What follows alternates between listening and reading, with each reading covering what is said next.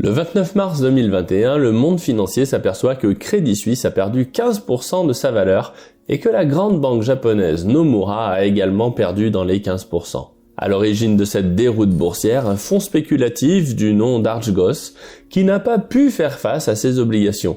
Les deux grandes banques ont donc vendu pour 20 milliards de dollars d'actions dans l'urgence afin de limiter la catastrophe. Dans le jargon financier, c'est ce que l'on appelle un appel de marge. En gros, lorsque vous voulez acheter plus d'actions que vous n'avez d'argent disponible, vous pouvez emprunter de l'argent à votre banque.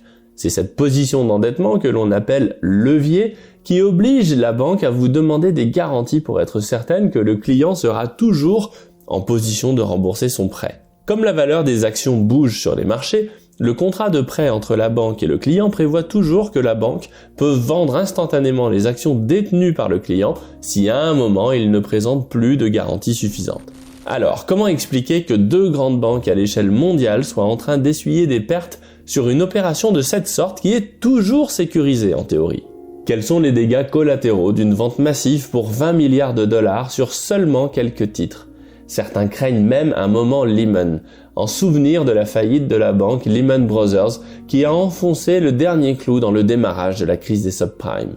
Beaucoup de questions auxquelles je vous apporte des premières pistes, sachant que cette histoire ne fait peut-être que commencer. Allez, c'est parti!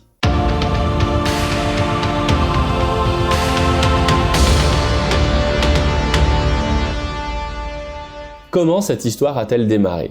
Il faut aller voir du côté de l'entreprise Viacom CBS, qui est une entreprise de production vidéo dont vous connaissez certainement quelques films ou séries, puisqu'elle possède des centaines de titres très connus. Depuis 1990, la valeur de l'entreprise est passée de 5 $ à un plus haut de 100 $ au mois de mars 2021.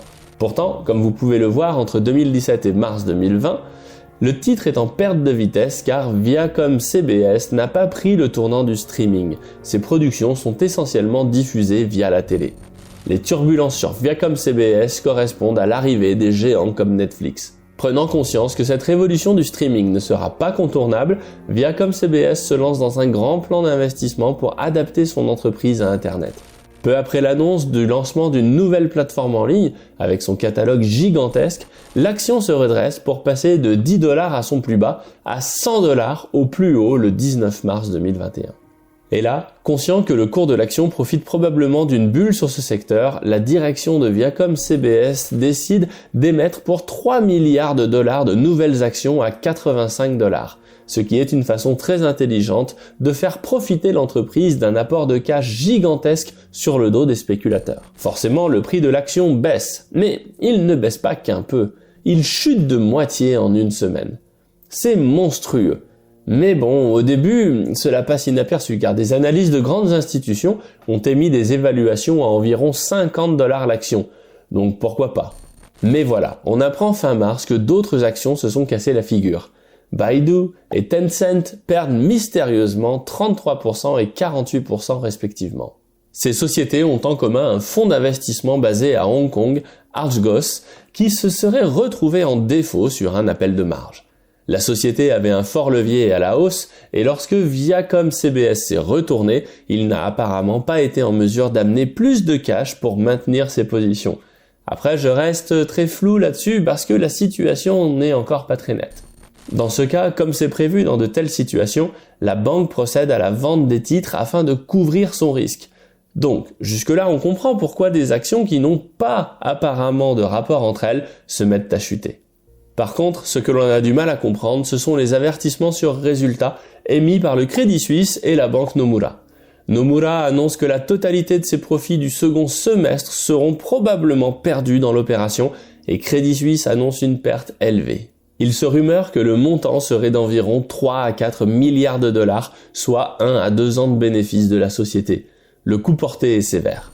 Ce que l'on ne comprend pas, c'est la raison de ces pertes gigantesques, puisque légalement, toute opération de trading avec levier doit être sans risque pour la banque. De plus, ce sont deux grandes banques qui se sont fait prendre. Cela laisse supposer que le système financier est loin d'être aussi fiable que ce qu'il prétend. En même temps, ce n'est pas étonnant, car lorsque vous devez vendre pour 20 milliards d'actions sur quelques titres ciblés, vous savez que vous allez faire décrocher les cours. Mais vous devez tout de même sortir rapidement car vous savez que si la nouvelle se répand, vous allez probablement concentrer des attaques spéculatives à la baisse sur les titres que vous vendez et sur votre propre société qui se retrouve en difficulté. On voit bien que tout peut s'emballer très vite. Pour Crédit Suisse, cela tombe d'autant plus mal que la banque suisse se trouve au beau milieu de l'affaire Greensill. Là encore, tous les problèmes viennent d'un risque mal calculé et d'événements qui s'enchaînent, qui vont tout de même coûter dans les 3 milliards de dollars aux clients de la banque. Greensill était ce que l'on appelle un affactureur inversé. Pour faire simple, lorsque vous êtes commerçant, vos clients et vos fournisseurs ne vous paient pas en même temps.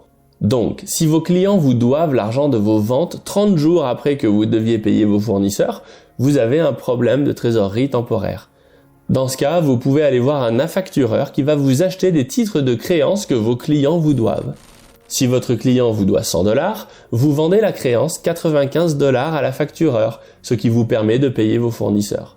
De l'autre côté, l'affactureur encaissera $100 à la fin du mois et il aura gagné 5. Rien que de très classique. Le problème, c'est que le Crédit Suisse a transformé ce service commercial d'affacturage en produit financier qu'il a distribué à ses clients. En mars 2020, avec le confinement en Europe, de nombreuses entreprises se sont retrouvées incapables de payer leurs factures, et Greensill s'est retrouvé en faillite. Pas de chance, me direz-vous. C'est une des multiples conséquences de la crise des mesures anti-Covid. Le problème, c'est que les opérations de Crédit Suisse, qui ont transformé ses créances en produits financiers, ont également permis de transmettre les conséquences de cette crise économique en crise financière pour les épargnants qui ont acheté des produits financiers Crédit Suisse. Ils pensaient acheter un produit d'épargne très faiblement risqué et ils se sont retrouvés avec 3 milliards de pertes. Ça pique. Nous ne savons pas jusqu'où iront les dégâts sur Greensill et sur Archegos. Mais ce qui est sûr, c'est que notre système financier actuel est terriblement optimisé et adapté pour un monde à faible risque. Oui, en théorie, dans un monde très sûr et en croissance, ces stratégies de titrisation ou de levier permettent de faire des étincelles en termes de croissance des bénéfices. Par contre, comme toute stratégie optimisée, elle est très fragile aux secousses. Ce que l'on appelle un moment Lehman, c'est une crise d'une intensité pas très élevée en soi, mais qui se déroule sur un point du système financier qui va engendrer des réactions en chaîne et bloquer tout le système au final. Et là, une crise systémique se déclenche. Un hedge fund qui n'assure pas ses appels de marge, c'est peut-être une dizaine de milliards de coûts au final. Un gros bateau qui bloque le canal de Suez, c'est environ 10 milliards de dollars par jour de dommages dans le commerce mondial. Nos économies sont même connectées par nos déplacements. Une grosse épidémie de Covid, elle se propage à la planète entière et cause des milliers de milliards de pertes en tout genre. Le fond de mon message est le suivant. Notre monde suroptimisé ne tolère pas les secousses trop importantes et trop brutales. Le capitalisme est très adaptable en lui-même, car au final, la résilience du système passe par les initiatives d'une multitude de personnes. Par contre, le système peut être profondément désorganisé par un grain de sable dans les rouages avec des conséquences très lourdes.